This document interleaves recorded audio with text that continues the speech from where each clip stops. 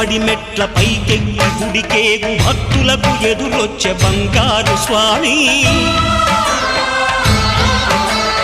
ఇరుముడులు స్పృశించి శుభమును దీవించి జన బృందముల చేర జగమేలు స్వామి తన భక్తులనరిల్చు తప్పులకు తడబడి ఒక పక్క ఒరిగెన ఓంకారమూర్తి